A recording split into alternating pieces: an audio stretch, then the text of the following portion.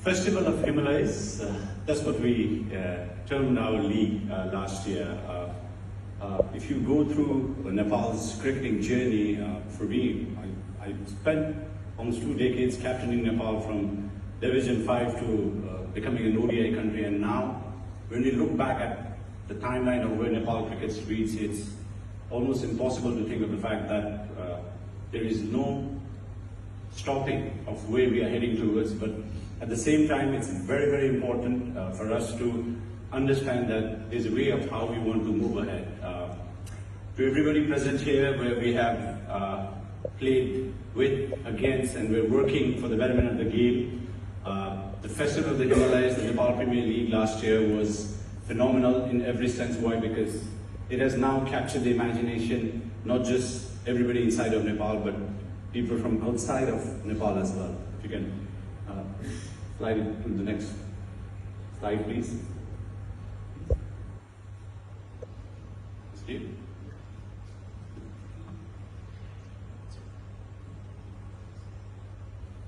So, I mean, our cricketing history says that we played 2 World Cups now. We played the Asia Cup, obviously our women's under-19 team recently playing the World Cup. Even in the Asia Cup, we managed to beat Pakistan. And of course, last year, in 2024, we lost by 1 run to South Africa. And the 8,000 Nepalese at the Dallas Cricket Stadium showed what Nepal cricket and what its strengths are all about. The NPL last year, I think we put in a lot of effort. We had 8 franchises with all of our local investors investing into the game.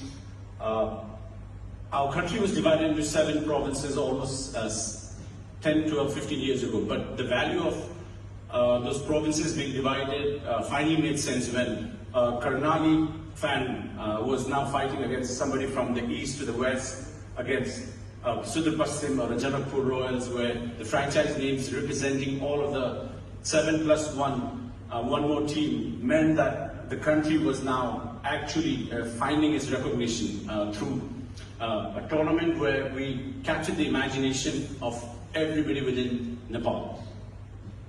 We had some of the biggest stars that are there available to come and play. Shikhar Dhawan, who just retired from the IPL last year, came in. Jimmy Neesham, who's played franchise cricket all over the world, finally won his first ever T20 championship, and that was in Nepal. And it was a story where I spoke to Jimmy. He said maybe it had to happen at the base of the Himalayas, where when Nepal is renowned for its mountains, but now Nepal is also making its mark through cricket. We had Mr. Brian Charles Lara, who was there. I think he made a huge impact. One of the biggest strengths that Nepal cricket managed to raise through the NPL was the involvement of local investors, the government. We had almost all of our former prime ministers, ministers, and everybody coming to the cricket grounds. We had some of the most passionate cricket fans in the world. But even for them, we've always had people follow Nepal cricket with the Nepal flag, but now all of a sudden they had the franchise flag that they were, raising and creating an identity for themselves. Cricket's overall growth is where Nepal is trying to make an impact. The Nepal Premier League last year, the trophy that you see has the rock on top of it, which was brought from the base of the Everest. One of the messages that we wanted to send the world was, if global warming is an issue, we want to make sure that because Mount Everest is in Nepal, we also wanted to tell everybody that that trophy is going to be unique, and also be sending a message that global warming is here and we need to protect our environment. The biggest aspect where we partnered up with some of the biggest game makers, game changers in the cricketing world. We had Dream 11, we had Star Sports as our global platform, and most importantly, what we had was a tournament budget that it took a lot of effort for our generation from Division 5 to climb up the ladder to reach ODI status. And all of us know once you become an ODI status is where there's money, there's a lot of governance that takes place. But with the NPL last year, we actually now have come to a stage where we're raising more money than what the ICC gives us. So, and it's only growing forward. Why? Because the kind of anticipation that we have seen, the kind of growth that we have seen, the kind of digital presence that was there for this tournament was phenomenal. looking forward to the days ahead. I genuinely feel that if we manage to put all of these things across together and keep growing on what we have, Nepal cricket is building its own story. We've been with Bangladesh back in '98. Nepal and Bangladesh used to be together. We played against Afghanistan for a very long time. Afghanistan's gone into another dimension. What next for Nepal would probably mean that we now want to envision ourselves of becoming a test playing country. How that is going to happen, we have the fans, we have the support of the government. For the very first time after the inception of the NPL, the government actually doubled the budget for sports and cricket in generally. We getting around almost 60 million rupees, just $60 million, segregated just for the growth of cricket and stadiums being built back home. Now you see, all of the local influences that are there, part of the Nepal Premier League and everybody around. The fan base was something else. And most importantly, there's this young boy who just captained Nepal in the recently under-16 championship, where 8 months ago he was nowhere to be seen. He was found from a talent hunt program, and later on he went on to play the under-19s and also went on to captain Nepal. And the next thing you know, he's won a championship already for Nepal. So all of these stories combined. Women's cricket also is an important part of our growth. For you to become a full-fledged nation, there are certain criteria that needs to be filled. Women's cricket is something that we have prioritized from this year. There's a lot of engagement. We have recently qualified for our first ever global qualifiers, and I just feel there's no looking back from here for women's cricket as well. And of course, the Prime Minister and the government are currently putting in a lot of money to build our very own first ever flood-lit stadium. There's money being put in, there's investment from local level, and everybody in Nepal cricket and around Nepal now wants to have a piece of what Nepal Cricket and Cricket Association of Nepal represents.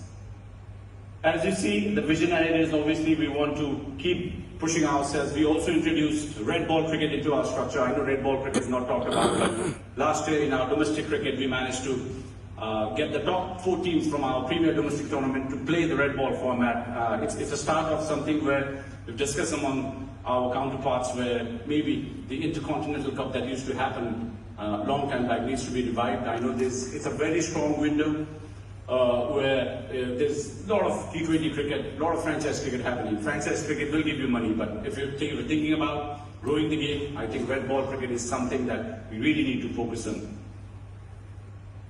Nepal is ready for the big stage. As a former cricketer now, having got this opportunity to lead Nepal cricket, there are so many stories around what we have achieved.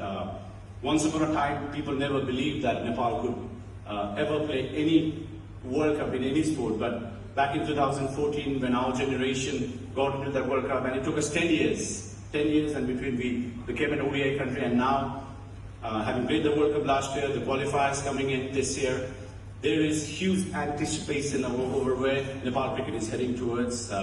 We have support from everybody, we have support from the ICC, and we just hope we can keep growing on this momentum. Nepal cricket is here.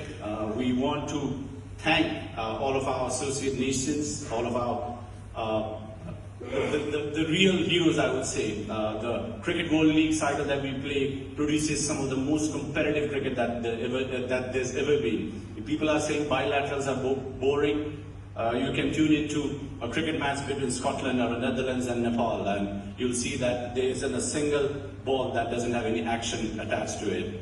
Nepal cricket, with the ICC and everyone's support, we hope to keep growing. It's an impact that a tournament last year made, which has now made our cricket and our financial system very robust, very concrete, and I hope we can keep building on this. And to the ICC, we are just waiting to have some of the bigger teams come over to Nepal. We're playing the West Indies this September, our first ever series against a test playing country. Very, very grateful to the West Indies Cricket Board, and like I said, the more cricketing nations around us with some of the most passionate cricket fans and the backing of everybody back home in Nepal, hopefully Nepal cricket in the near future will become a test playing nation or a full member is what we strive towards and working towards.